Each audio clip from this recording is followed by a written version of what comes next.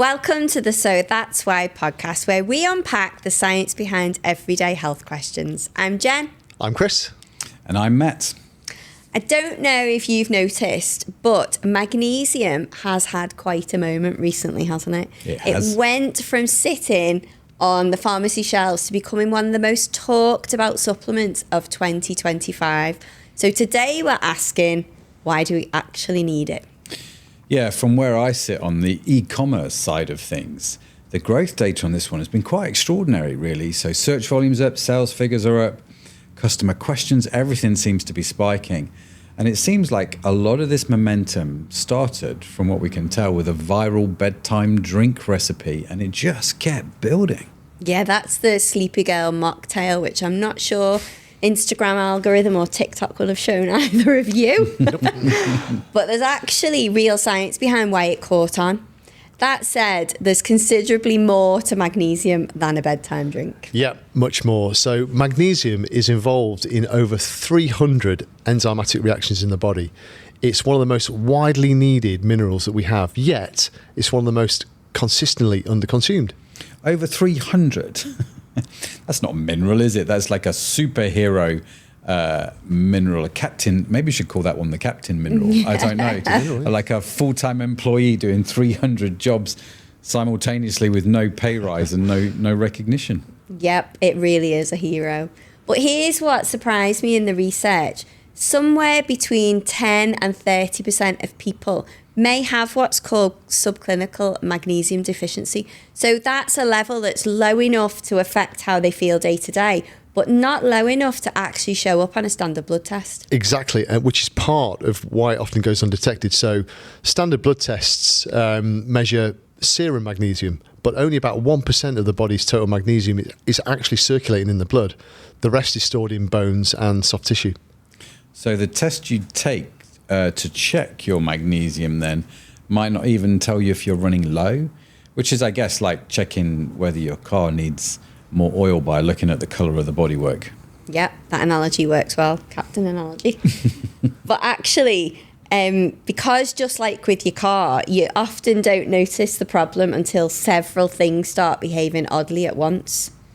So, what is magnesium actually doing in there, Chris? Okay, so at its core, magnesium is what is known as a cofactor. So it's essential for activating enzymes, and enzymes are what drive almost every biological process in the body.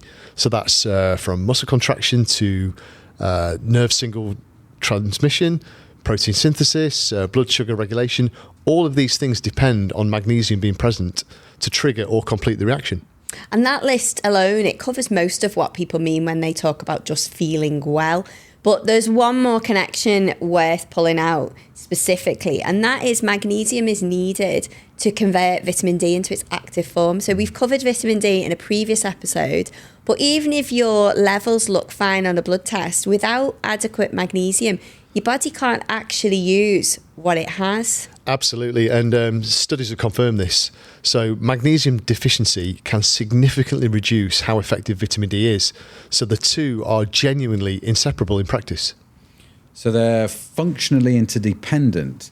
So someone who's been diligently taking vitamin D all winter and still wondering why they feel a bit off may just be simply missing magnesium, and that might be the explanation, right? Yeah, and surprise, surprise. All right, Scylla. Surprise, surprise, it's Scylla here. Again, People will be searching up.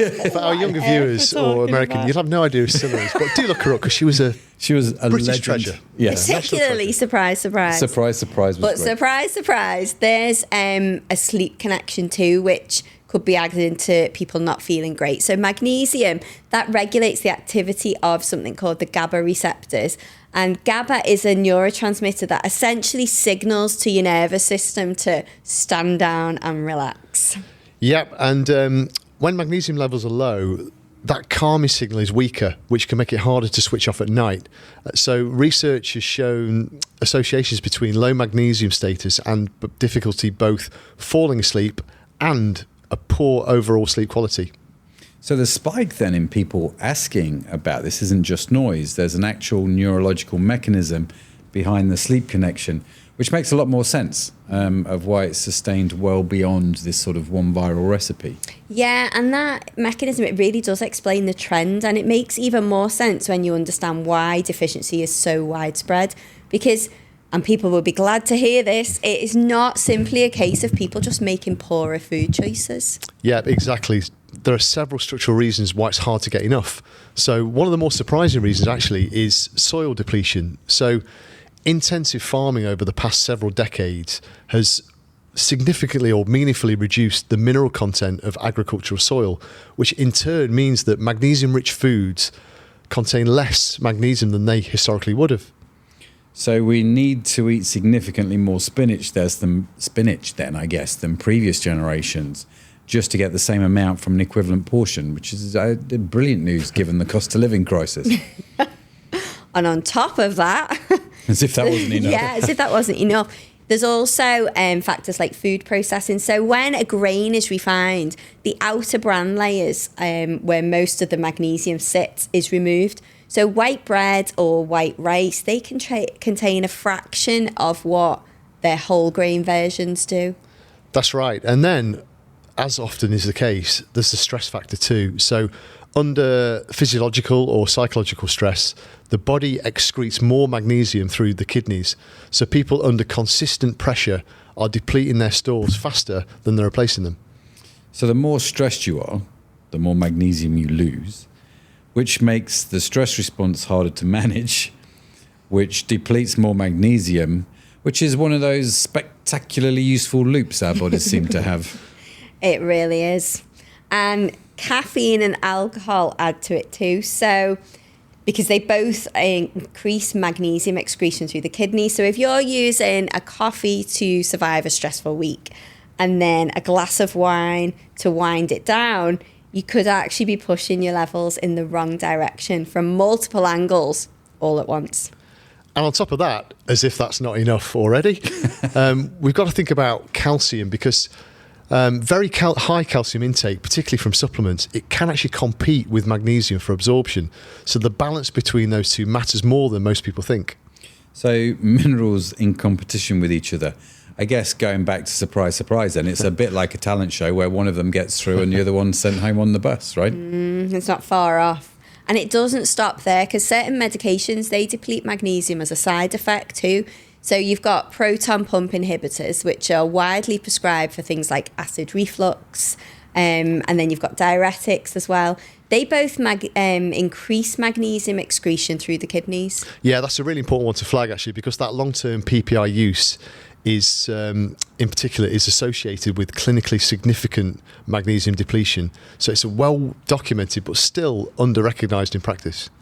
All that said, the good news, I think I should be like finally Captain Good News or something. The good news is that food sources for magnesium are genuinely excellent, and most people have already got them in their kitchens. Like pumpkin seeds, they're one of the richest sources available, and you get around 150 milligrams of magnesium per 30 gram serving of pumpkin seeds. Yeah, pumpkin seeds really are a good source. And then you've also got dark leafy greens, legumes, almonds, cashews, chia seeds, and dark chocolate. They're all very strong sources too. And then whole grains, so oats in particular, are a solid everyday contributor. I just heard dark chocolate. That's enough for me. I'm happy. Yeah. We need to eat it. We need more dark chocolate in our lives. Yeah, we knew that one would be popular. So to give you some context on quantities, the recommended daily intake is around 300 milligrams for women and 400 for men. So a handful of pumpkin seeds, maybe with some leafy greens and a bowl of oats, it does actually get you a meaningful way there across the day. Yeah, I'd say variety helps too. So no single food covers the needs entirely, but I think a reasonably diverse diet with whole foods gets most people closest or closer to what they need. And that's without even factoring in water. So hard water areas have higher magnesium content than soft water. So where you live can actually influence your baseline intake without you ever really thinking about it. Yeah, so two people eating identical diets could have different magnesium intake just based on their postcode or zip code for our American cousins, which kind of feels like, you know, an important variable that we should think about when tackling our nutrition. Yeah, it's a genuinely unappreciated factor, which is kind of part of why supplements exist as a reliable, consistent way of closing that gap, regardless of geography or kind of diet variation. Yeah, I think we've all seen how many magnesium supplements are out there in all very different forms. I guess my question is there a reason for all of them? Because it can be genuinely baffling for anyone just trying to pick one, right? Yeah, so the different forms of magnesium basically come down to what the magnesium's bonded to, because that affects how well it's absorbed and then how efficiently your body can actually use it. Yeah, and magnesium citrate is one of the most well-researched and widely used forms. It's highly bioavailable, meaning the body can absorb and utilise it effectively, and it works well as an all-round daily form for energy, for sleep, and for nervous system support. And then you've got magnesium oxide, which has got a much higher concentration of elemental magnesium per unit of weight. So it's often used in combination with citrate. Citrate brings the bioavailability, oxide brings the potency, and together you actually get more magnesium delivered per capsule than either form could achieve alone. So it's less about choosing the best single form and more about how they work together, which is why I suppose well-formulated supplements tend to combine them rather than just picking one. Exactly that. And developing supplements is always a balancing act between achieving a specific level, such as 375 milligrams or 500 milligrams of magnesium, and achieving optimal bioavailability. So we've done a lot of work with a combination of magnesium citrate and magnesium oxide. And as Jen says, the citrate has the superior bioavailability, but it's much more dilute in actual elemental magnesium, whereas magnesium oxide isn't as bioavailable, but it's much more concentrated in magnesium. So the two work together well as a combination. And another ingredient worth mentioning here is vitamin B6, which research has shown enhances magnesium absorption uptake into the cells. So that's why you often find B6 in good quality magnesium-based formulas. So the form and the formulation you choose does depend on what you're actually hoping to address, but across all of them, the evidence is strongest when there's actually a deficiency to correct. This isn't a case of where more is simply better. So it's good to know that the formulation does some of the heavy lifting here, like you say, Chris. So what does sensible supplementation actually look like in practice, guys? Because I guess that most people either take nothing or go straight for the highest dose they can possibly buy. Yeah, it's a really good point. And the right dose depends on where you're starting from. So someone with a significant deficiency needs more than someone topping up a kind of generally half-decent diet. So quality formulations tend to sit in the range of 300 to 500 milligrams of elemental magnesium, which is enough to meaningfully address shortfalls without it being in excess. So once someone's chosen their supplement, the next question that we always get asked in vegetology is when to take it. But with magnesium, taking it in the evening generally works well for people, both for the sleep and nervous system benefits. And because taking it with food rather than on an empty stomach improves absorption, it's great to take when you're having your dinner or your supper or your tea, depending on where you live in the world. That works well for most people, doesn't it? So I've got my supplement. I know when to take it, right? But another question then, is it safe? Because I know some nutrients are, your kidneys kind of handles the excess, and then others very much aren't. Yeah, it is safe. So magnesium from food carries essentially no risk. The kidneys are very efficient at clearing out any surplus. And supplemental magnesium is also considered very safe because the body is quite good at signalling when intake is higher than it needs. So we sometimes get this digestive sensitivity, and that tends to be the natural feedback mechanism rather than anything more serious. Which is another reason why the citrate and oxide combination works well in practice. It's designed to maximise how much your body actually absorbs and uses, rather than just delivering like a high number on the label that just passes straight through. The way the body can self-correct levels by getting rid of excess is something I've always found fascinating, and is something that comes up a lot in these topics, right? But also, it also strikes me that magnesium it kind of is a thread, I suppose, through some of our previous episodes, isn't it? Like vitamin D, sleep quality, stress, energy, metabolism. It just keeps turning up everywhere. Yeah, it does. And that's because it operates at the enzyme levels. So it's involved in like how cells produce energy, how the body responds to insulin, how bone density is maintained alongside calcium, and how your cardiovascular system functions. Like we said earlier, it's involved in 300 processes. I know, it really is a kind of hero mineral. And going back to deficiency, there's solid research linking how low magnesium status increases the risk of type 2 diabetes, but also cardiovascular disease and osteoporosis. And it's not because it's necessary treatment for those things, but it's because it plays a vital role in making sure that the biological processes associated with them work properly. Absolutely. And, you know, people may not realise that magnesium is directly involved in regulating muscle contractions and relaxation. So low levels, they're often associated with cramping, slower recovery after exercise, and, well, let's be honest, those aching muscles that it's just easy for us to dismiss as being unfit. Yeah, which actually connects to what a lot of people in weight training report, don't they?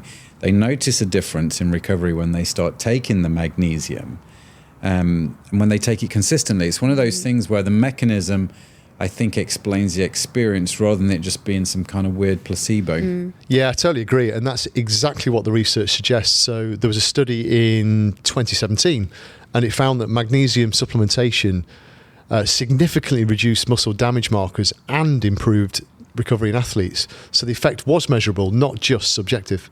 So it's the nutrients that seems to me this nutrient never gets the headlines, is it? The big headlines, because I guess it's not doing one flashy thing, but like you say, doing 300 unglamorous but important things quietly and without credit. A bit like myself, Chris.